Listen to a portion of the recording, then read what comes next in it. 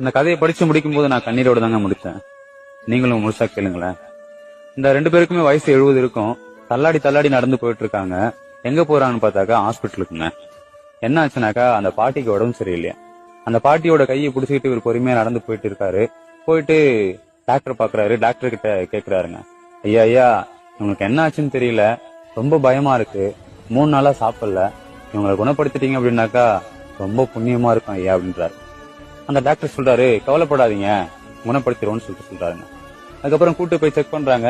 அவங்களுக்கு sugar, cholesterol, BP எதுவுமே இல்லைங்க, நார்மலா இருக்கிறாங்க. அந்த டாக்டரும் செக் பண்ணிட்டு இப்படிதாங்க சொல்றாரு, அவங்க நார்மலா தான் இருக்காங்க, கவலைப்படாதீங்க, அவங்க ஒழுங்கா சாப்பிடல இல்லையா, அதுக்காக நான் சத்து ஊசியும் டிப்ஸும் போட்டு விடுறேன், அவங்கள கூட்டு போங்க அப்படின்னு சொல்றாரு. உடனே அந்த பாட்டி, ஐயா அப்பனா அவருக்கும் ஒரு பாட்டில் போட்டு விடுங்க அப்படின்னு சொல்லி கேக்குறாங்க. ஏன் அவருக்கும் உடம்பு சரியில்லையா?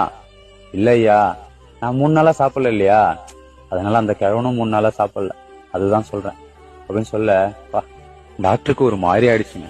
கொஞ்ச நேரம் அந்த தாத்தாவை பார்த்துட்டு, ஏன் இப்படி பண்றீங்கன்னு சொல்லி கேட்க அந்த தாத்தா சொல்றாரு, அவங்க இல்லாட்டி நான் என்னங்க பண்ண போறேன்,